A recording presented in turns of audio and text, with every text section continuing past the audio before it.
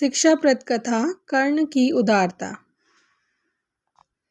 कर्ण 3 पांडवों युधिष्ठिर, भीम और अर्जुन की माता कुंती का ज्येष्ठ पुत्र था। सूर्यदेव ने विवाह से पहले ही कुंती को कर्ण एक वरदान के रूप में दे दिया था। इसी कारण कुंती ने किसी को इस विषय में नहीं बताया और चुपचाप उसे टोकरी में रखकर नदी में बहा दिया था। बहते बहते कर्ण एक गरीब सारथी को मिला। निसंतान सारथी तथा उसकी पत्नी ने उसे पाला। कर्ण को जीवन में अक्सर अन्याय का सामना करना पड़ा था।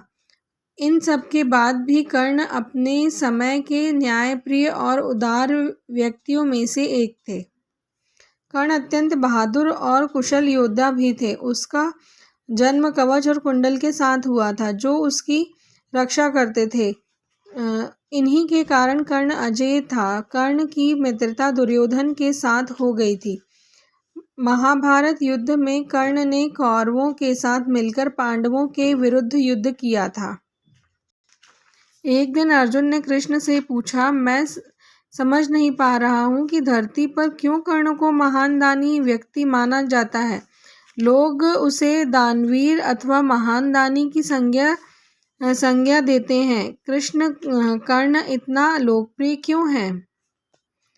कृष्ण ने उत्तर दिया, अर्जुन, तुम्हारे इस प्रश्न का उत्तर देने के लिए मैं तुम्हें बताता हूँ कि ऐसा क्यों हुआ। पलक झपकते ही कृष्ण ने जादू से पास की 2 पहाड़ियों को सोने में बदल दिया।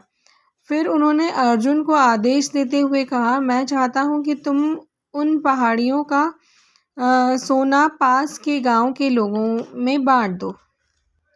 अर्जुन ने सारे गांव वासियों को बुलाया और उन्हें एक पंक्ति में खड़े होने के लिए कहा। फिर वह उन्हें एक एक कर सोना देने लगा। गांव वालों ने अर्जुन की प्रशंसा की और कहा, अर्जुन सबसे महान है, वह अत्यंत दानी है।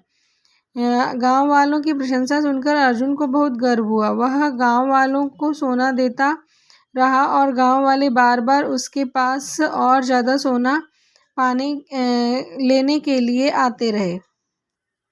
कुछ दिनों के बाद अर्जुन ने थककर कृष्ण से कहा, मैं बहुत थक गया हूँ, मैं अब और नहीं यह कर सकता। कृष्ण ने अर्जुन से विश्राम करने के लिए कहा। उन्होंने कृष्ण को बुलाया और उससे कहा, सोने की उन पहाड़ियों को देखो, तुम्हें वह सारा सोना पास के गांव वालों में बांट देना है।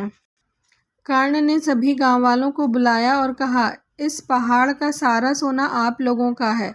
सोना ले लेना, पर उतना ही लेना जितनी की तुम्हें आवश्यकता हो। यह कहकर कर्ण चला गया। भ्रमित अर्जुन चुपचाप खड़ा देखता रहा। अर्जुन ने कृष्ण से कहा, हे प्रभु, मैं कुछ समझ नहीं पाया। कृष्ण ने अर्जुन को समझाते हुए कहा, जब मैंने तुम्हें गांव वालों के बीच सोना बांटने के लिए कहा था, तब तुमने उनकी आवश्यकता के हिसाब से निर्णय किया था। तुमने दान समझकर उस कार्य को किया। गांव वालों ने जब तुम्हारी उदारता की प्रशंसा की, तब तुम्हें अच्छा लगा। दूसरी ओर कर्ण ने सारा सोना बांट दिया और चला गया। उसने ना तो लोगों की प्रशंसा की प्रतीक्षा की और ना ही उसे उनके कुछ भी करने की परवाह थी। एक सच्चे ज्ञानी पुरुष की यही पहचान है। कर्ण की दानवीरता की बराबरी इस दुनिया में कोई नहीं कर सकता। आखिरकार उदारता ही सच्चा धन है। अर्जुन, अब तुम समझ गए ना कि इस धरती पर कर्ण को क्यों सर्वाधिक उदार माना जाता है।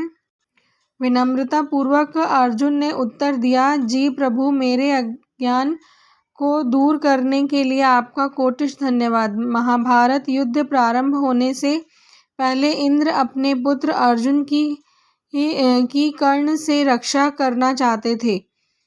उन्हें यह पता था कि युद्ध में जब कर्ण और अर्जुन आमने सामने होंगे तब कर्ण ही विजय होगा।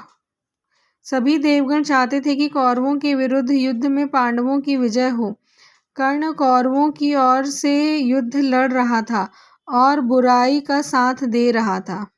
कर्ण सूर्य को अर्घ्य दे रहा था, तभी इंद्र एक ब्राह्मण का वेश धारण कर कर्ण के पास गए। कर्ण ने इंद्र से पूछा, मैं आपके लिए क्या कर सकता हूँ? इंद्र ने कहा, कर्ण, मुझे आपका कवच और कुंडल चाहिए।